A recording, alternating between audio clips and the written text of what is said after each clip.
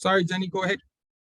So welcome everyone. Like I said, I don't think we might take up the full hour and a half, which you might be pleased to hear. It's quite an informal session, and it's just going to give you an overview of why we set up the Young Persons Advisory Group Network and how we've been working together across Europe about involving young people and children in the design of pediatric clinical research for many years.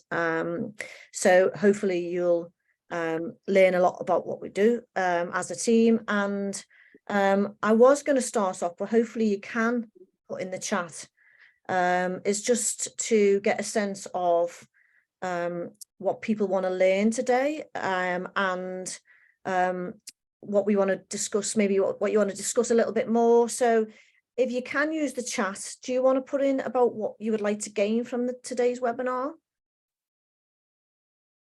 Can people use it yet? Not yet, Jenny. If they can verbalize it, because they do have permission to speak as well. Okay, so if anyone wants to raise their hand or highlight what they want to learn from today, that would be great.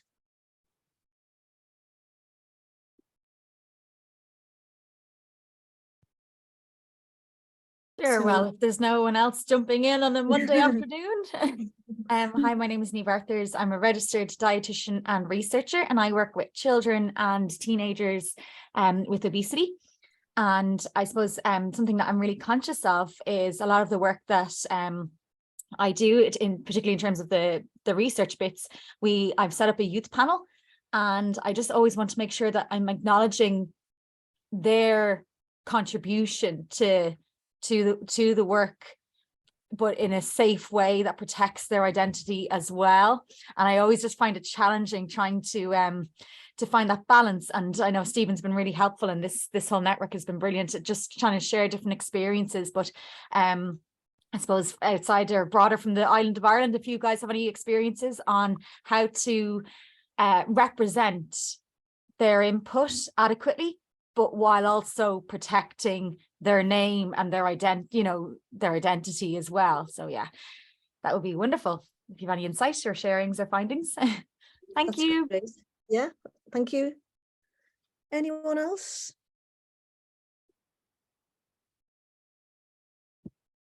Luca May, if you want to jump in. Yeah, I think what will be really useful for me is, I think, and obviously the work eYPAGnet are doing is great, and we've got a lot of work going on in the UK, particularly with the Generation R network. But I know one of the things that came out of the recent eYPAGnet workshop that we did as part of the PPI festival was looking at kind of how we can develop more international collaborations and learning. So I think that will be really good to do, to look at how to get your thoughts on that. Thanks, Luca May. That's definitely going to be covered in the slides. Anyone else?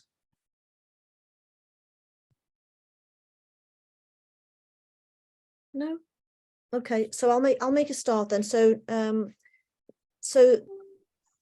for many years now, so Segalen, Pam and Begonia and I have worked together. We began many years ago just having conversations about our individual work with children and young people and families in our sort of like regions. So to give you some context, so my name's Jenny. I'm the Senior Patient and Public Involvement and Engagement Manager at Alderhay Clinical Research Facility. I have many hats within the UK, but basically to deliver a strategy to involve children and young people and families. So as Luca May mentioned, we were in Ireland recently undertaking a workshop about the practicalities of working with children and young people. And so we're basically, we've been working together in the UK and across Europe for many years to basically share good practice and share all the challenges that we face. So, you know, we've done this for many years, but we felt as a European sort of like community, we needed to set something quite formal up So we have a network within the UK called Generation R Alliance, which is what Luca may refer to. But we wanted to see whether that could be copied basically across Europe. So Pamela Dix, unfortunately, isn't able to be with us today, but she's the network manager and PPI lead at NHS Scotland, and she's connected to the Generation R Alliance and has been for many years. So it was just a natural progression for us all to join the eYPAGnet committee. So I'll hand you over to Bigo and Segalen to introduce themselves. Thank you, Jenny. This is Begoña Nafria. I'm working at St. John de Déu Children's Hospital. This is the largest pediatric hospital in Spain.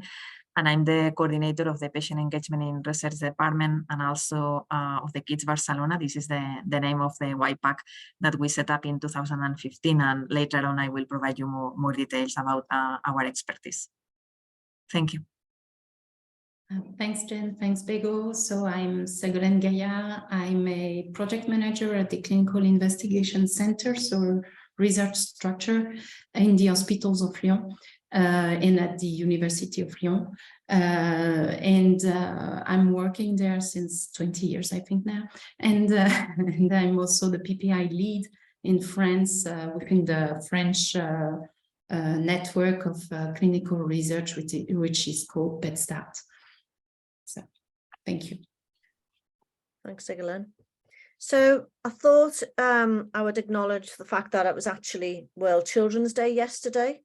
So obviously around the globe, we're celebrating that children have rights, and this is laid out in the Convention on the Rights of the Child. And we have always advocated that children have a voice and should be listened to in matters that affect them.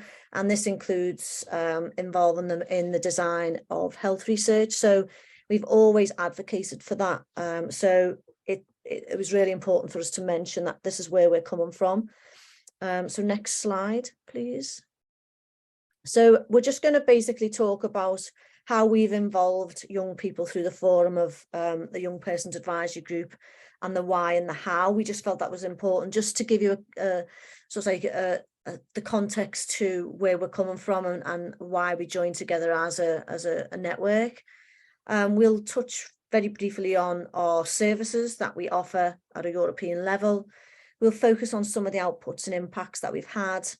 And then we're going to focus on some of our research that we're currently involved in as individuals as part of our doctoral research, and then touch on some of what we've got planned for the future, and that will possibly involve yourselves and collaborating with yourselves over the years.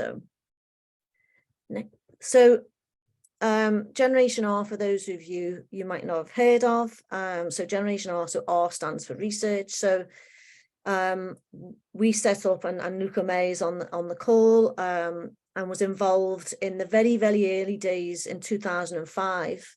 I joined what was then the Medicines for Children's Research Network in Liverpool, based at Alderhay Children's Hospital. It was the Medicines for Children's Research Network, and my job at the time was to develop a model to involve young people and families in the design and conduct of research. And we partnered with the National Children's Bureau, which Luca May was part of, and we were tasked with setting up models to involve young people. And so we took a pragmatic approach because we were looking at any type of medicines for children. So we couldn't really set up a disease-specific focus group for every time we had a study that came through our network. So we decided that we would set up a generic young persons advisory group to feed into all of our studies and pilot that over, I think it was about an 18-month period. And then it just eventually grew legs in our local research network. So we had 5 or 6 young persons advisory groups from 2009, and then that's just grown. So as was mentioned, we have an alliance in the UK, Generation R Alliance, which is made up of about 17 young persons advisory groups that work together, come together on common projects. We mainly come together 3 times a year, and since COVID, it's all been online. And we come together to share best practice, share challenges, share projects, share opportunities for young people. And it's been, I feel it's been a really helpful network to have. That's coordinated from Liverpool, because we've got a remit to have that broad reach across the UK and wider. So we currently have 22 young members between 12 and 22 years old. We have a variety of backgrounds in the group. So young people might have taken part in a clinical trial, they have various chronic conditions, or they might just have a general interest in medicine or research. And we try and balance that membership out on a regular basis. So we don't just have, you know, our future doctors involved. So we try and monitor that application process. And so our remit is to inform the design and conduct of international pediatric clinical trials and health technologies. So we get a lot of people coming to us to design technologies for to impact on children's health. So we receive core funding from the NIHR, so the National Institute for Health and Care Research, Alder Hey Clinical Research Facility. It's a mouthful. And this funds 1 day of my time per week to lead this strategy. And it also funds my colleague, Sammy Ainsworth, some of you might know, as the Youth and Family Participation Officer. It also funds the running costs of the eYPAG meetings and parent meetings, including payments for members, travel and food, etc. And I think that's absolutely really important when you want to set up structures and models of working with young people, is to make sure that you have core funding to deliver what you set out to deliver. I think the biggest challenge for me over the years is really trying to avoid tokenism. So what we've seen a lot of, and what we try to avoid quite a bit, is researchers asking for a review of a patient information sheet, for example, 3 days before an ethics committee. And then we also see a lot of not sharing feedback back to the group, or back to us to feedback to the group about what the impact young people's contributions have made to the research. So we're still working on these things, and like I said, we're going to highlight how we're tackling that through our own doctoral research. So next slide, please. So over to you, Bigo. Thank you, Jenny. Let me introduce our group, our Young Persons Advisory Group. The name is Kids Barcelona. We established our group in 2015, and it's based now in the model that my colleague Jenny Preston set up in Liverpool many years before.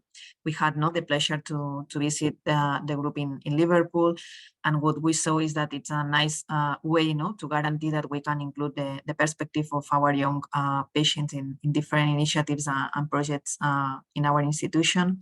Initially, we had 16 members in our group. Nowadays, we have 20 young people. In our case, they are from 12 and 23 years old. You will see that they are not, young or teenagers with these ages. They still want to remain connected to the group. They came still to the meetings, and they are helping us because they are senior experts to introduce to all the staff and all the learnings that they have in this case, a couple of young adults that we have with 23 years old, they have been involved for 8 years in the group. In Spain, at 12 years old and onwards, it's mandatory to sign the assent document, and this was the reason because we decided to include kids with this age, because also we consider that they have the right maturity level to be engaged in these activities, in the training that we offer to them, and in the discussions that they have in the different projects. What we did initially was design a training program in our institution, was based in 4 main pillars, and in every session we teach them new things, and when we have new members, we introduce again to these topics. These 4 pillars were specifically how it's working, a pediatric hospital in the process to diagnose and treat conditions, clinical research, innovation, and also everything in regards the patient rights and other important information that the children they need to know, because as Jenny mentioned, everything that we do, it's in regards to recognize the rights that children and young people they have in the field of health. We work with internal projects, national and international. The funding for our group nowadays come from the budget of our institution. We had many years ago a grant to create specific educational resources, and 2 years ago the same. But to keep working the group, and obviously my time that I commit to the group and other activities of PPI in the institution, everything is covered by the budget of the institution. The key challenges or the areas in which we work are, they include any time that we can, the perspective, needs and preferences of the young people in clinical research. We cover all the pediatric specialties in our hospital. Obviously, there are, specific projects that we cannot involve the eYPAGs because we need to create another group of patients, but for the general activities, it's a nice tool to have really the team. I said always that they are part of my team to be involved in our projects. And beyond clinical research for our institution, it's really important the innovation department, and we work very closely also in many different innovation projects in regards digital therapeutics, medical devices, and all this stuff. Also from the group, we work a lot with awareness and dissemination activities.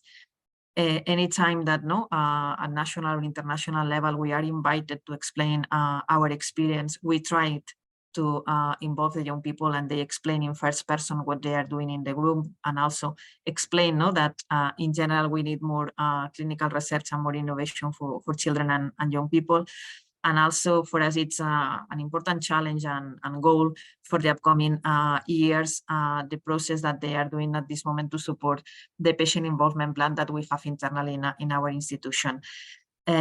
In parallel to Kids Barcelona, we set up this year a group of parents, and also it's a nice perspective sometimes to see if the feedback is common or not, but in some initiatives also it's crucial and important to get the perspective from the parents.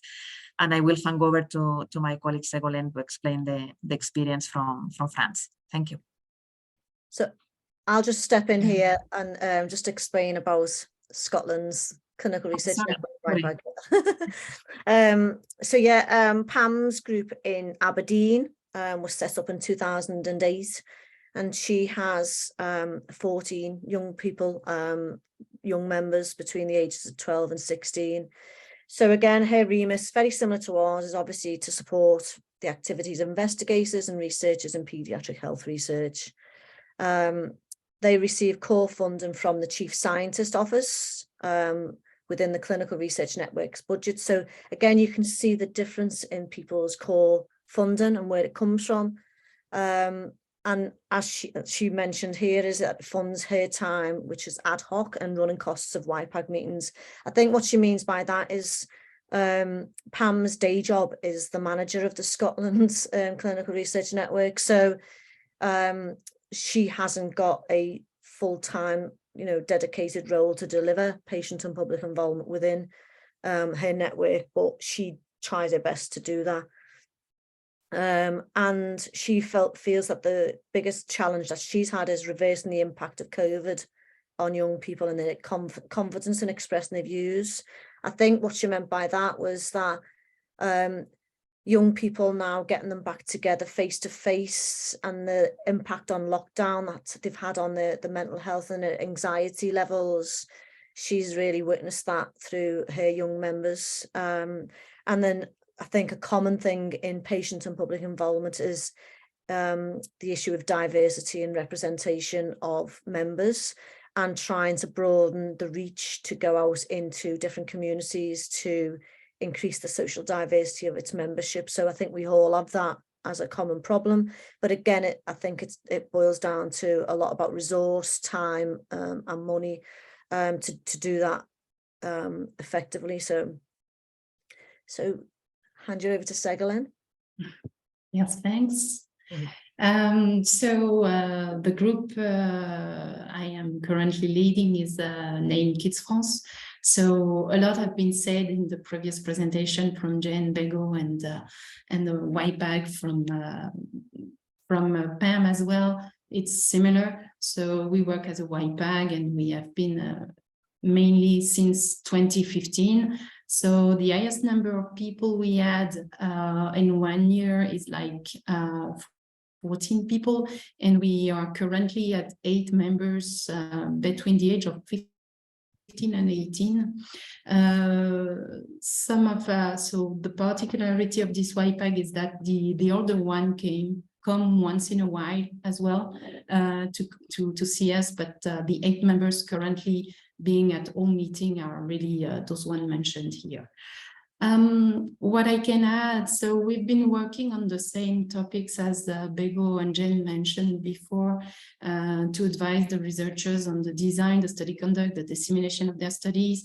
So from beginning to the end, and on projects around clinical research as well, working with our hospital on some of the activities.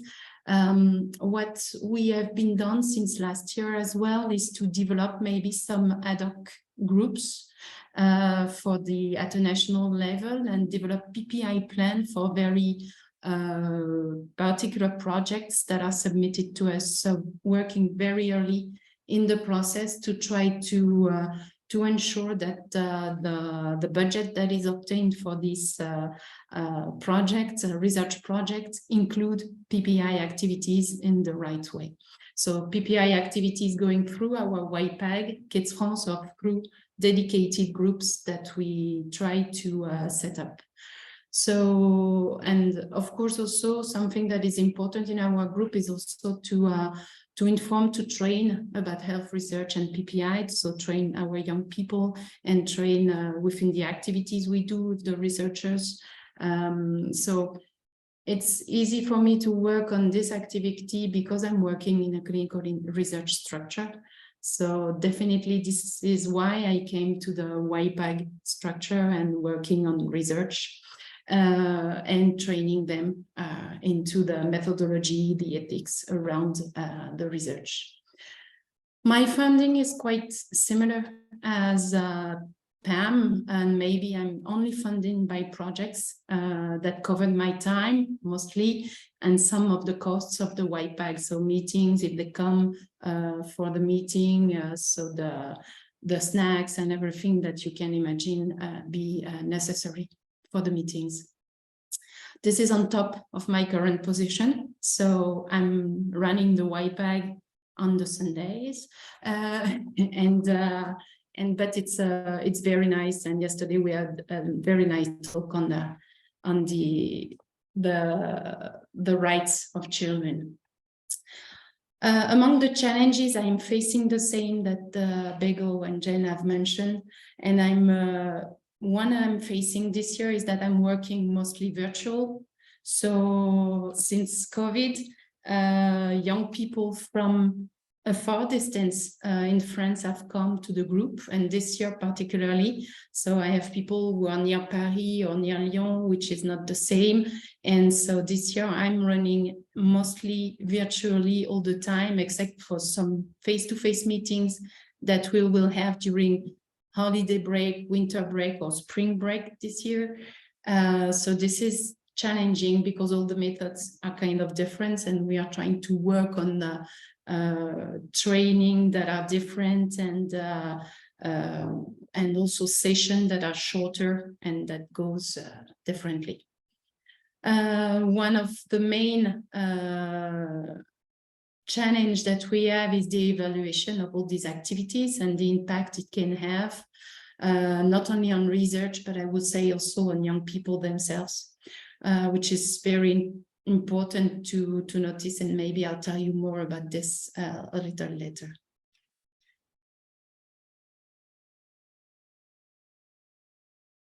Yeah, let's provide a little background about the process and the framework in which we created the eYPAGnet network.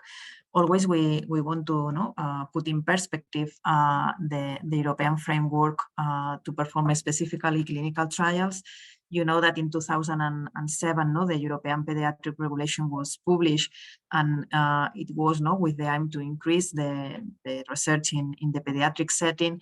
And also one thing that this regulation established was the pediatric investigational plans, the PIPs, as mandatory for all the clinical trials that are performed in the adult setting. 5 years after the implementation of the pediatric regulation was done an assessment about the impact, and still the numbers about the pediatric clinical trials were not as positive as expected. And according to this was created EMPRIMA. EMPRIMA is the European Networks of Pediatric Research of EMA, where also our network belongs. And EMPRIMA centralize and support all the different pediatric clinical trials networks working across Europe, the national ones, but also the focus disease or disease area.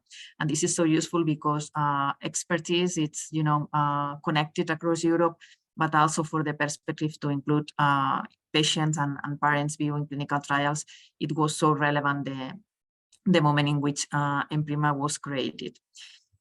In 2017, 10 years after the implementation of the pediatric regulation, a new activity was done to assess these 10 years of activities, and new challenges were identified.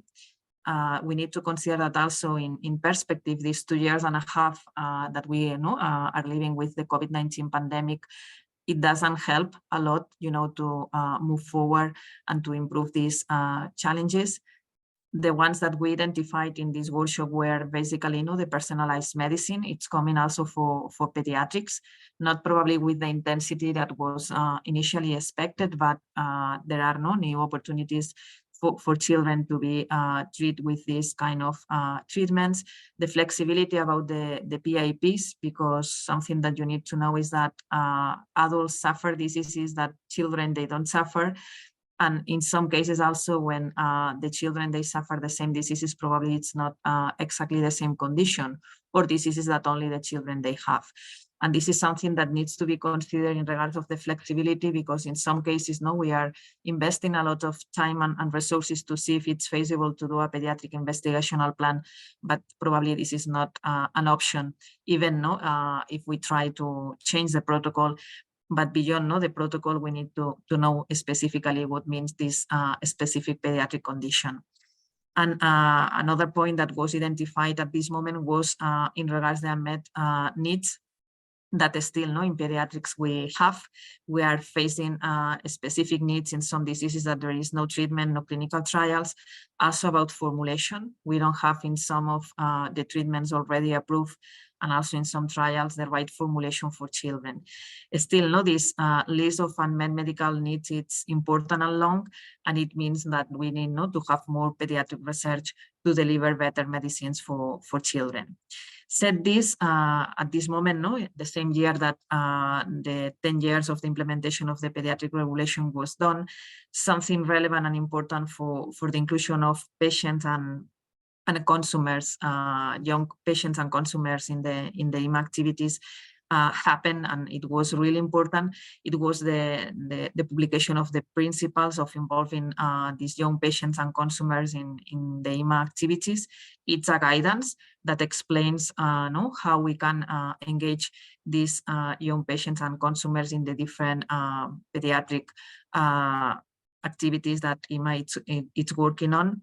The consultation done at this moment before to publish this guidance, also our network contributed, and we provided our expertise explaining when and how we can involve the young people in regulatory activities, because this is in committees that already the agency sometimes have. It can be done with another tools like surveys, questionnaires, but you need to analyze anytime which is the best methodology and approach to include the patient's perspective. And it's not easy to include the participation of young people in a committee in EMA. Probably there are other tools, and this guidance it's covering the whole process. And the same year, in 2017, finally, after working together for many years, as Jenny and Sego already explained, we decided to connect the dots because the expertise at this moment was really focused in the UK, France, and Spain with the different eYPAGs.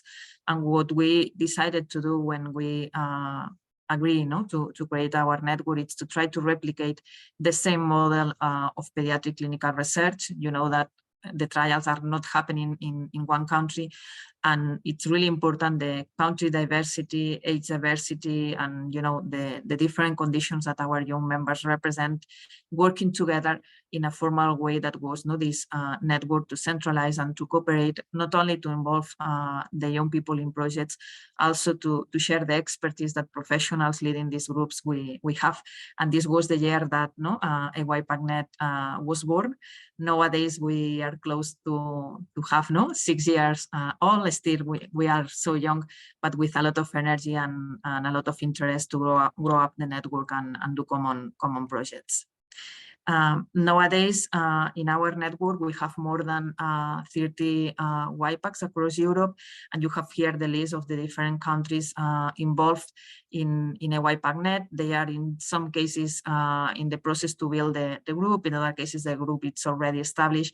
But as I said, we work with common projects, but also we support a lot the institutions and the professionals that they have interest to move forward to create a eYPAG, because although we have a toolkit that we explain afterwards, there is no one manual of instructions, and any expertise that you can get from other colleagues, it's really an asset in the process to design your own group, because each institution is different, and it's one of the aims and the goals of our network. And I will hand over now to Sego to explain which kind of services and activities we can do together. Yes, thanks, Bego. So among the services we have, the first services are dedicated with the eYPAG that are being run. So we run eYPAG, and we are able to assess very study-specific activities and support on that, all the researchers. So what we do in our eYPAGs, but what we can do also at a European level and as a network, facilitating the inclusion of different young people around Europe and UK. So we work on study feasibilities, and we help, of course, in the co-design. So at each different steps of research, in feasibility, in the co-design of clinical trial protocols, as well as giving advice on recruitment and retention that can be helpful by maybe designing differently some of the procedures of the protocols with the help of the young people. We have and review patient documentation, so inform assent, but also documentation that can be given to the participant of a clinical research. We work also as well on the prompts and the quality of life scales, which is something that is very important for patients or young people. We work in the co-design in the patient experience data with maybe some dedicated group or collecting on top of that. And something that is now mandatory also as well is to work on the lay summaries, and is something that we have been working on to present the research studies for a while now. Next slide, please. Yes, thanks. So the other activities that we have and services eYPAGnet can provide is also that in terms of education and training, it's very important not only to train, of course, and you have seen it in the way the eYPAGs work, training young people and the families with tools that have been co-created with young people, but also as well to train the stakeholders and Bego has mentioned it, maybe train new eYPAGs and give them the support that is necessary to start and continue as well to support the existing eYPAGs on this part. So this is very important, young people, but as well key stakeholders and new eYPAG leaders and eYPAG staff. So in terms also as well, we do, and I gave you the example of what I do in France, but we do as well can provide advice on patient and public involvement and the coordination of these activities. Well, when we are at the proposal stage of a study, it's very important to state and have very dedicated PPI activities who are dedicated to one particular project and maybe not another one. So the expertise is very important here. And we develop PPI plans for those specific projects. Of course, we have access and the involvement of patients and stakeholders, as I was saying, to you across Europe. So this is very important to work as a network, to amplify maybe the inclusivity within our network. Next slide, please. And something that is very important and that we need definitely, and is still pretty much missing or not maybe correctly done within the PPI activities in children and young people, it's the reporting and the impact of involvement. So we work on the specific tools to be accessible and co-created on those evaluations and impact assessments of the involvement activities that young people have. So impact on research itself, what has been brought to the research, but impact as well in terms of on young people as well, what it brings to them, what do they have. So those are the services and tools we can have. Thank you, Sego. This slide summarizes how we work.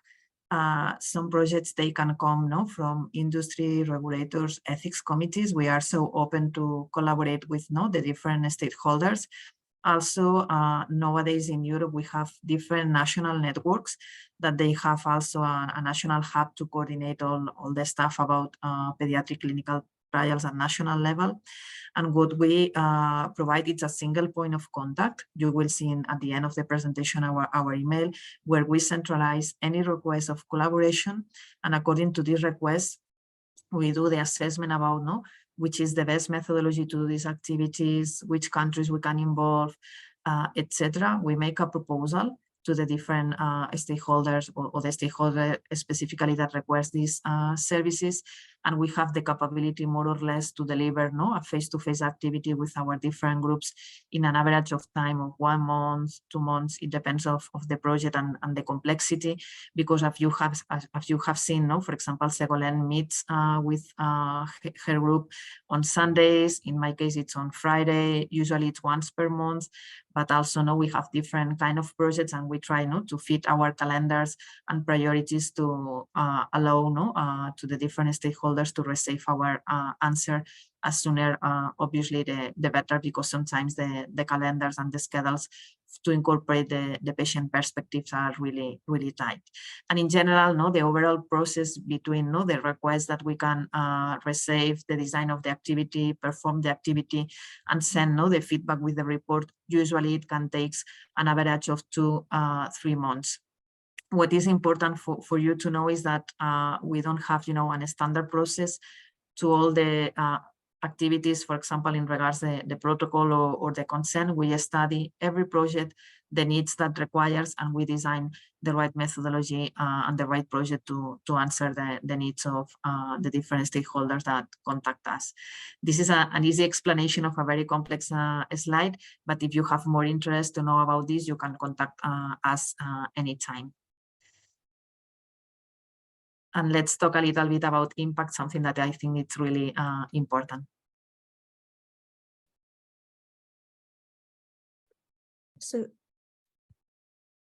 So I'm just going to highlight some of the key outputs that we've had and impacts over the years working together on joint programs, on projects. So this year project was funded by the European Commission in 2019, led by Begonya's team in Barcelona.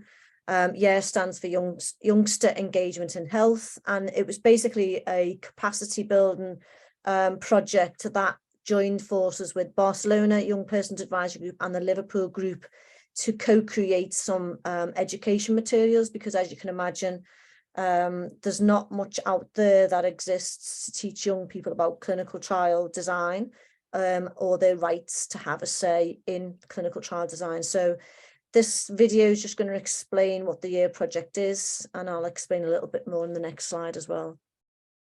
Please let me know if you can listen the sound, because I'm not really familiar with Zoom and this option.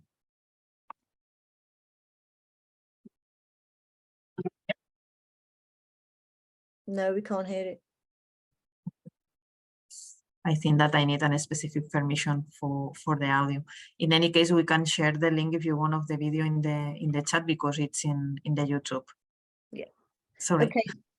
It's okay. Unfortunately, when we so in 2019, when we received this funding, in the plans we had co-creation workshops developed or planned for Barcelona, Paris, Berlin, Liverpool, to co-create with young people some modules to focus in on these 4 key areas. So design and research projects with children and young people, co-creating health protocols with young people, quality of life and patient-reported outcome measures, and research information for young patients. So obviously all of these modules would be co-created by children and young people as part of the groups that we were working with. Unfortunately, COVID struck, and we only managed to have one face-to-face meeting in Liverpool to kickstart this co-creation activity.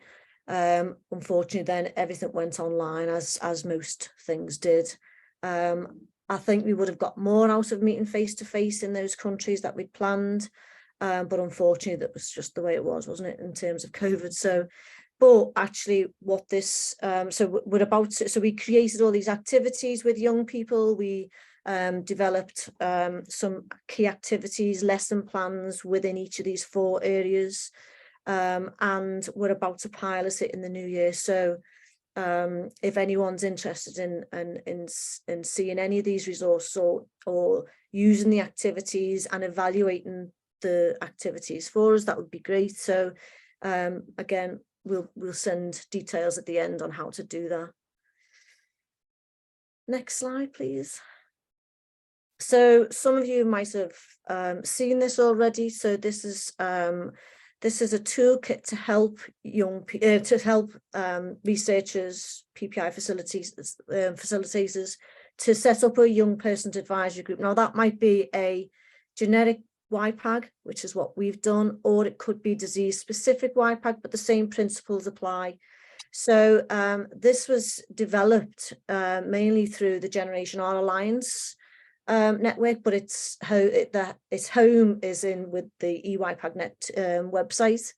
It's a living toolkit, so it basically includes information on 4 key areas. So understanding, so these are based on what we were getting asked all the time, so frequently asked questions by researchers on how do we set up a eYPAG, or how do we set up a project group with young people.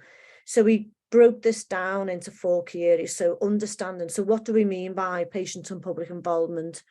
How do we involve young people in health research? And Luca May, you've made a really good point in the question and answer section, in that, you know, how do we make sure that we're being diverse? So, you know, and reach out to our communities. How do we, you know, not just have this eYPAG model, you know, that is quite, you know, exclusive to certain types of young people. And it's really important to be aware of that and build that into your outreach strategies, because as we've always said, the eYPAG is just a model of involving young people. It's not the all and end all of young people's involvement. I think it's really important that we do reach out to communities and work with communities in addition to a eYPAG model. It's not fit for purpose for every young person. So it goes into understanding, you know, how can we be diverse and inclusive?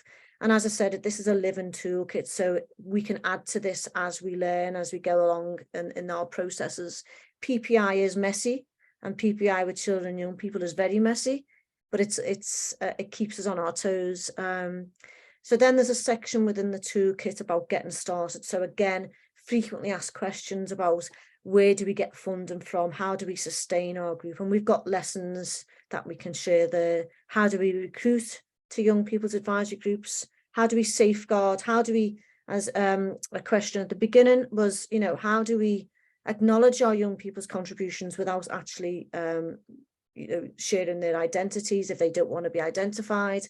And some of the tools that we've learned over the years is that it's all about consent. You know, it's really important to get consent to share, you know, how young people want to share their contributions in a way that is acceptable to them, not to us. So I think, you know, getting consent from day one is really important.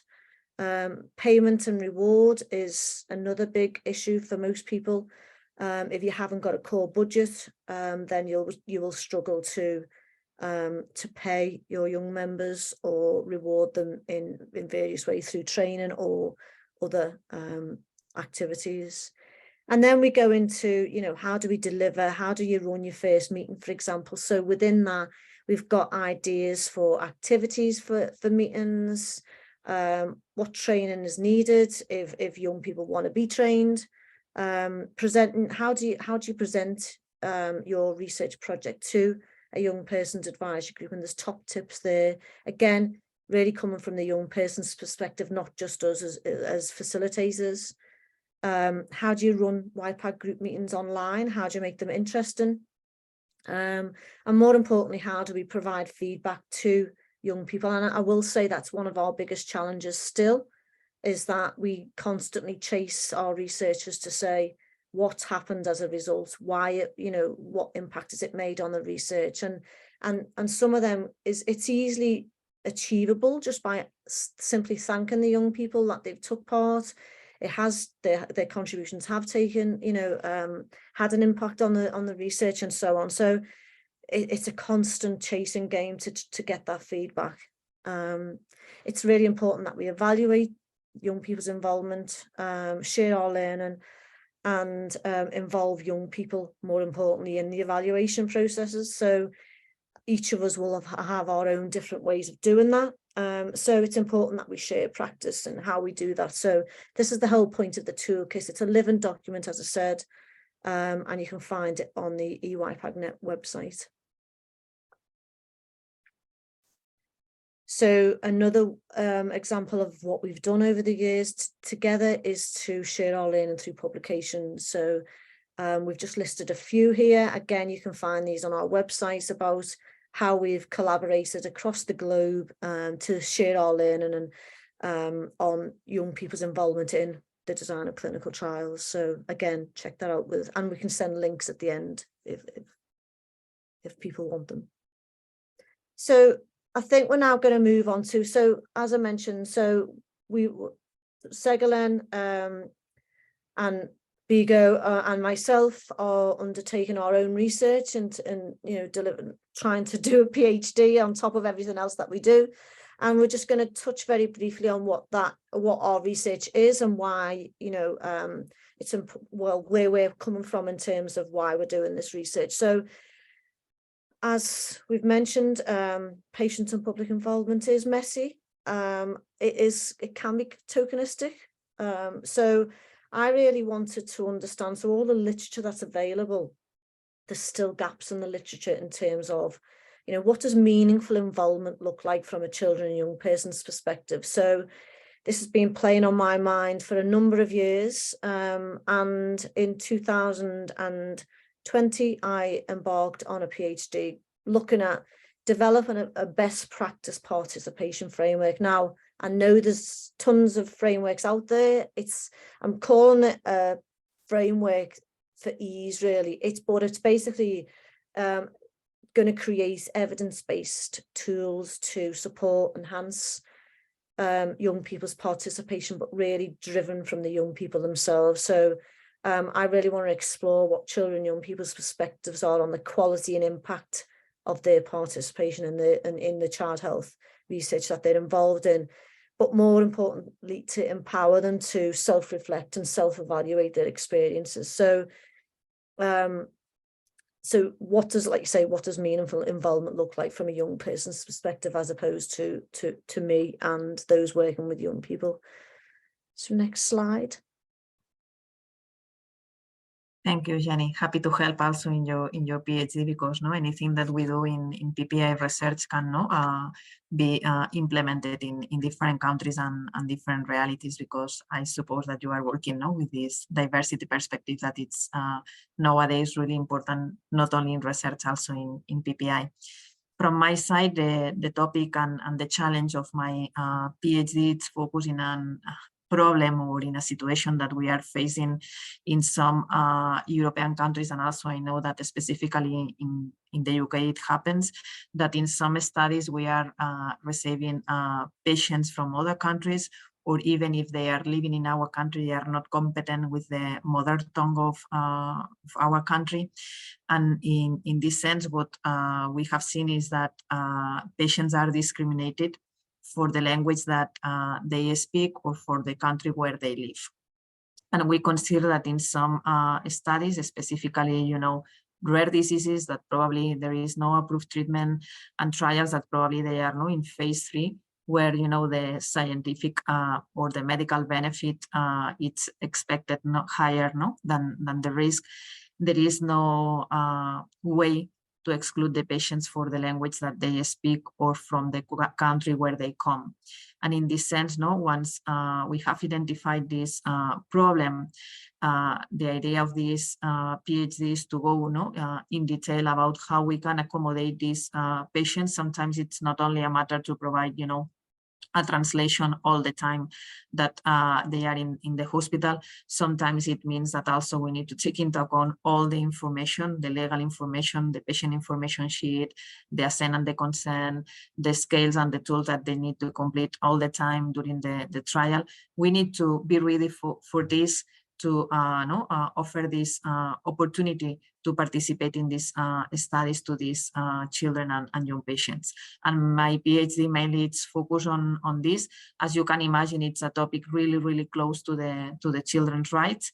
And also at some point, once identified these situations that at this moment we are going to collect, addressing a questionnaire, a survey to the different European sites. At some point, also we want to incorporate the perspective of young people to provide solutions and to know from their direct personal opinion how they want to design this experience when they are involved in a study in another country. I'm speaking in plural also because I'm lucky in this project, because there is a working group in Imprima with some colleagues also there supporting all the research that I'm going to do, because this is it's not science, because it's problem-based, and it's really important to analyze these problems and these challenges in order to build on top of them the solutions and the recommendations to avoid these situations of discrimination of children and young people.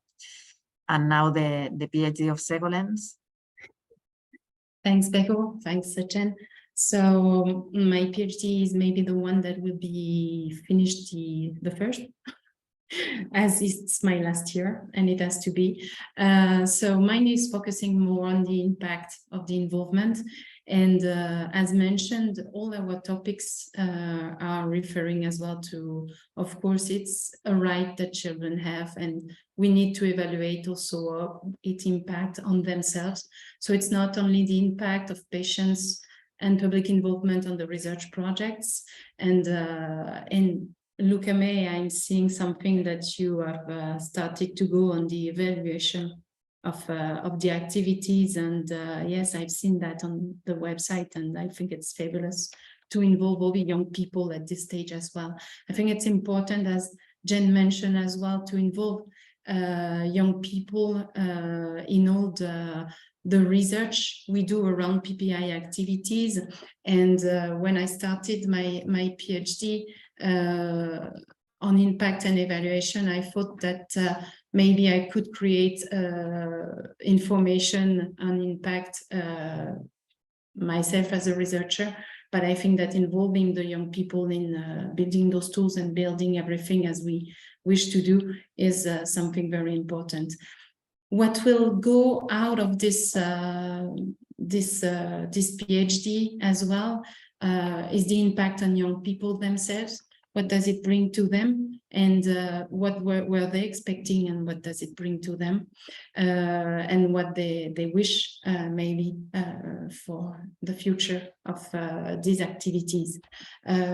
So I've worked as well on young people in the eYPAG and patients and families in rare diseases.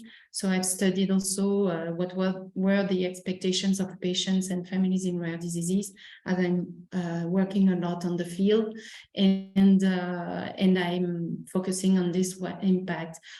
One big project that will get out of this PhD is something that will be led within eYPAGnet, if everyone agrees, is something on the impact and how to clearly with methodology of clinical research, but also with qualitative assessments and review by the young people, how we assess the impact on clinical research and involving in this part all the teams that work with young people or children in involvement activities. So this is something that will come out next year or in the few months maybe. So this is where we can all join in an international program as well.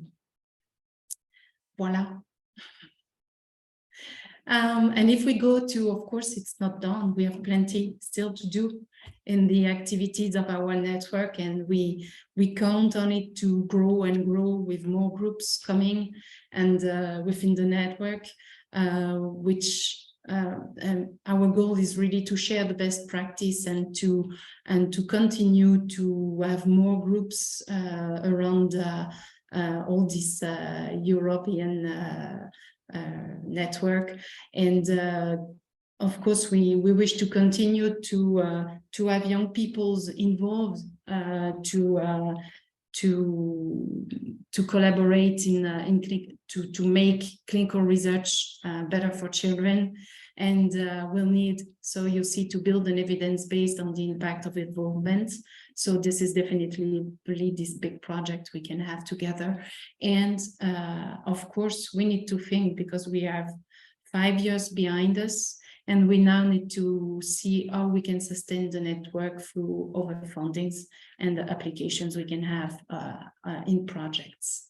So this is very important, and maybe we can open the floor. I see new messages.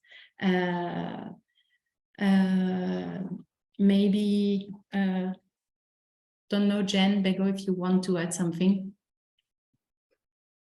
I think just to reiterate the importance of networks and collaborating. I think especially in the UK, we've learned from the Generation R Alliance to how invaluable it is to be able to work together on common projects, but to share best practice, because most of the time people don't know how to work with children and young people, or patients, adult patients for that matter.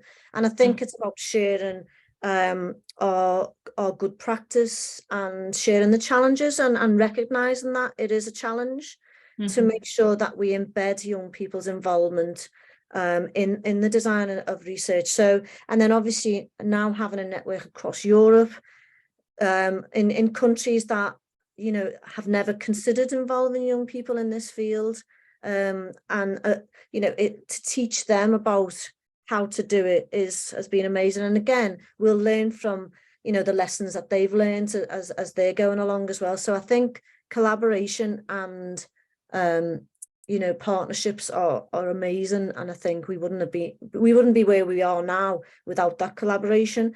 But I think equally, I think the problem that we're going to have, and we really need to focus, is the sustainability of such networks, because Luca May and I have had many conversations about Generation R Alliance and the eYPAGnet is, it's done out of the goodness of our hearts. We do this in our extra time.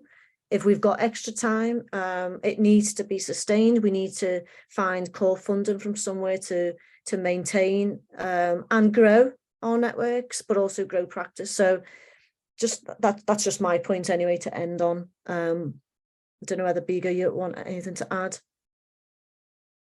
Yeah, from my side, I think that collaboration is key, and also it's, you know, a benefit not only for the individuals, also, you know, for the young people, different groups to move forward, you know, with this approach that I mentioned. That no, in Europe we are lucky because we have a unique regulatory framework, and it's quite easy to collaborate, and for the perspective of diversity. And I have seen in some projects that it's not the same if you only involve young people from one country than if you do with other groups of young people, because beyond the disease, the age, there is a cultural background and many other elements that are very wealthy for the projects, but we need to facilitate that these young people can be involved and make in the right way.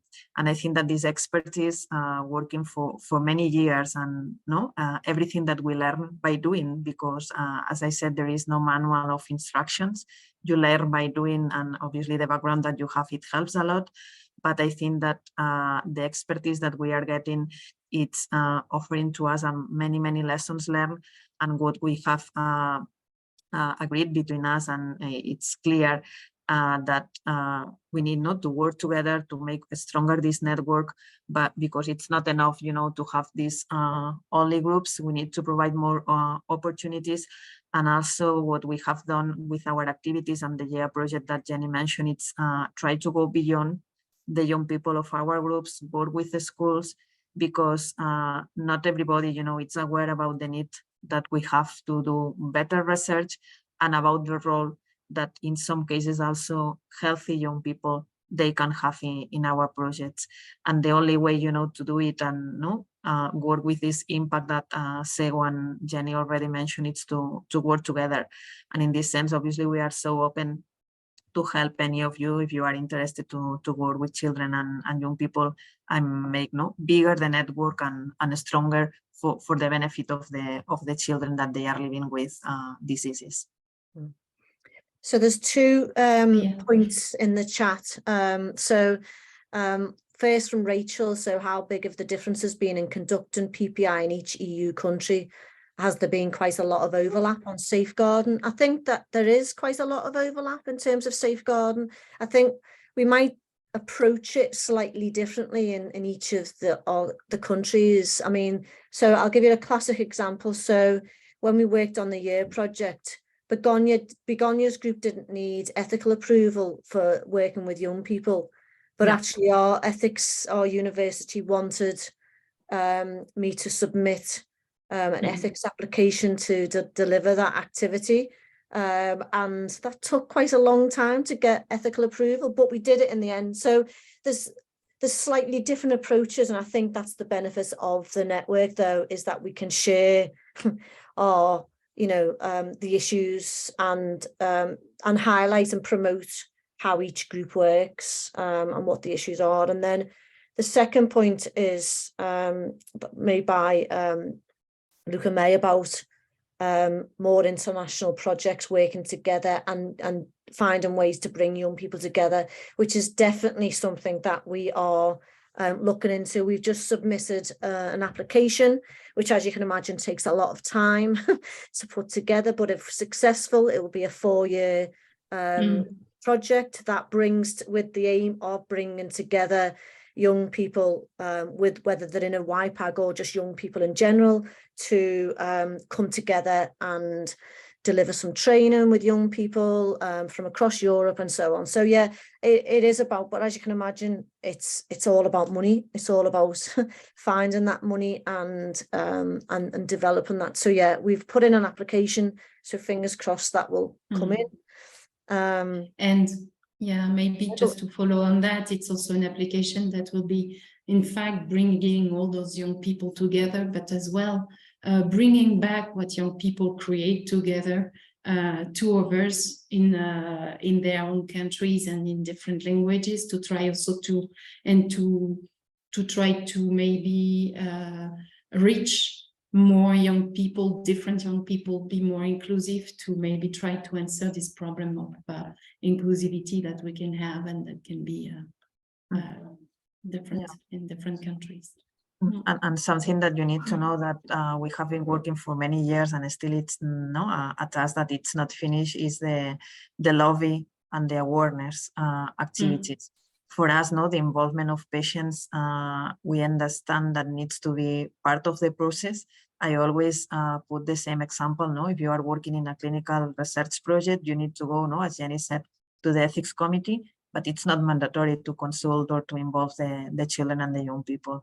And I don't know if at least I'm speaking now from my personal point of view. I don't know if I'm going to see this in the upcoming years, but this is our fight.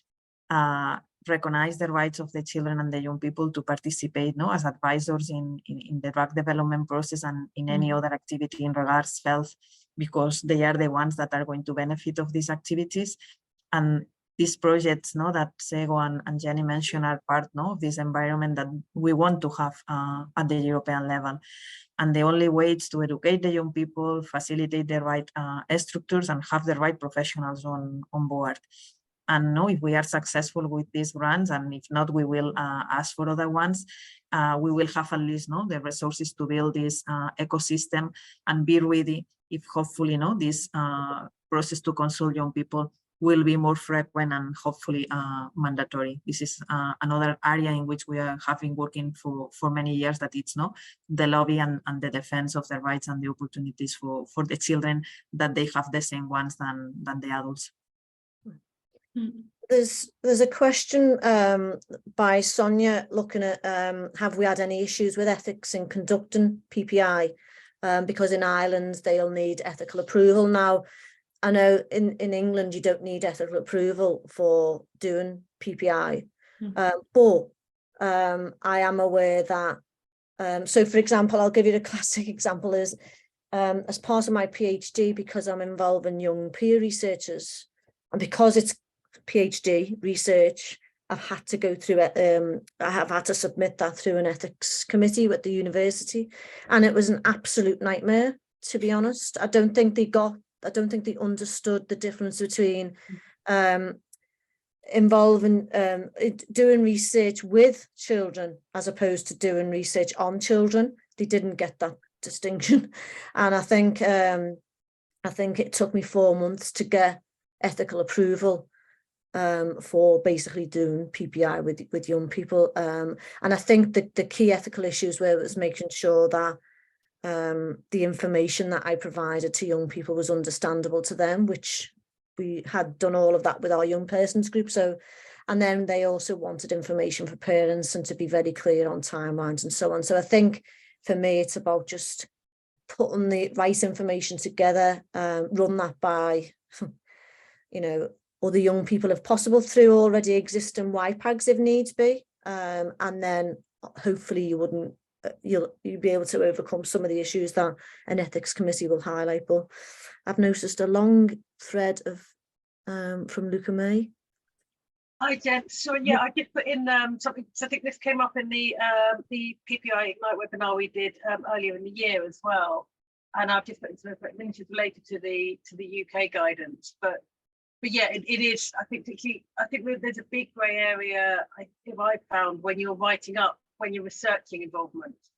I don't know for all of you doing PhDs as well. So when you start writing up involvement, or you start co-writing academic journal articles and things like that with young people, you can get a lot of pushback. So even if you've been told you don't need ethics approval because it's public involvement, you can then get journal articles batted back because they don't have it. So it's a really confusing area, I think.